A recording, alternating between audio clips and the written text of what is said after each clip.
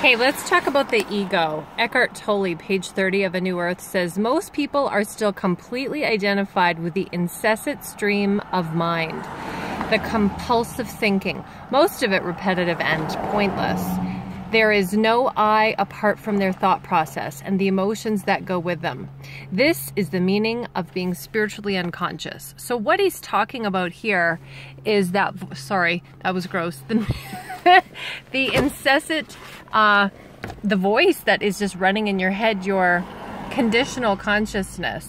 And most people, if you ask them about it, they'll angrily deny it, which of course is that conditional consciousness. It could almost looked as an entity that has taken possession of them, he says.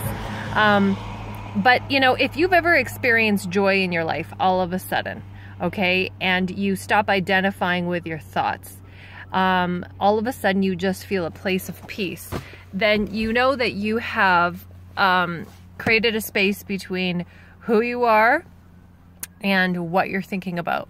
And why this is important for me to talk about as a psychic is because it's very difficult to get psychic messages to people. One, without them being defensive if they're very identified with who they think they are. And number two, it's very difficult for their angels to get messages to them because they're so identified with what they believe and their opinions about people. And most of it's a projection. And so when the angels come in with a, hey, psst, call that person, or hey, psst, reach out to this person you haven't talked to, then they have, oh no, I have all these reasons why I shouldn't call that person, and they did this and this to me. That's pretty much what the voice sounds like. It's ugly, isn't it? So, what am I saying? If it's you, don't beat yourself up. Don't be defensive about it. Just say, can I create some space between me, the observer, and that stream of consciousness? And then try to do some emotional healing. Because the thing Eckhart Tolle doesn't talk about is the fact that all of those, what he refers to as the thought form, is actually unhealed pain. Okay, I should write a book about that. Actually, I will. Thank you for the idea. See, I'm open. You know, it just would make this whole theory that I have of hearing the message from the angels and following that message and receiving a miracle, that process so much easier to do. And it's really the number one reason why people why they don't listen to their messages is because they're not open. They're just too identified with their ego.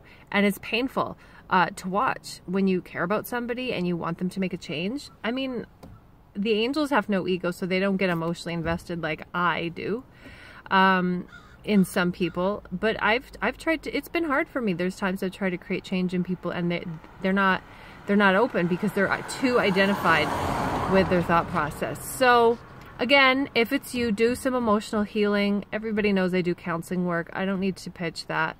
But it's cry to the degree that you've been hurt. Deal with the subconscious stuff that's bothering you. All that stuff is what's creating anxiety. So many people have anxiety, and it hardens the heart. Then identification with the mind becomes so concrete. Look, another good place to start is read Eckhart Tolle's book, A New Earth. Apparently it was only $8.49. This is my second copy because I burned through the first copy in 2008. By the way, this book has saved my life from a very abusive relationship I was in 2008. And it was this sentence Eckhart Tolle said in it was, he said, getting unstuck from the mud, first you have to acknowledge that it's actually mud. That was the line that saved me. I went, okay, I have to admit that this is mud. Okay, this is mud. It's not he'll change tomorrow or he'll change next week, or no, I'm actually in mud. And believe me, I contributed to being there too. I'm not assigning blame to anyone or any gender or anything like that. It's just the fact that I was stuck in the mud. And it wasn't until I read him saying that on whatever page it was that I was able to leave. And I could have married the guy. Oh my God. Thank God my mother told me about this book. And her and Oprah were shoving it down everyone's throat in 2008. Thank God. This book, honestly, though, can help a lot. I don't know that it will help you with emotional healing to the same degree as cleaning out your contaminated child states and contaminated parent states. Transactional analysis is another good therapy to help you to do that. But this book will help you to unidentify with your ego. And that's a really good first step. So I love you. Bye. I am making this video for some of you out there who struggle with anxiety. For those who are not hearing your angels or having a hard time listening to your angels, I was guided to make this video. And as always, I'm thinking about you and what I can do to help facilitate more healing so that you can receive the blessings that have your name on it. And I don't say that in a cheesy way. Every single person has blessings waiting for them. You know, the love of your life, the job of your dreams, you know, perfect health, happiness, all those things are entitled to each and every one of us.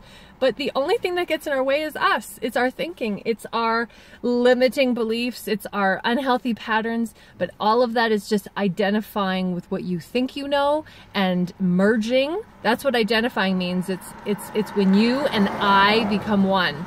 Identify means to make the same as I. Your I, it's a whole other theory. The main thing is you are the observer and those thoughts are not who you actually are. So once you create some space, change is possible.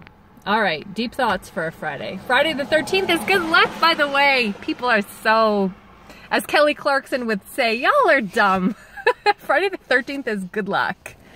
Gosh, the world just changes when you look at, what did Wayne Dyer say? He said, what you look at changes when what you look at changes, when how you look at things change. Yes! Okay, bye.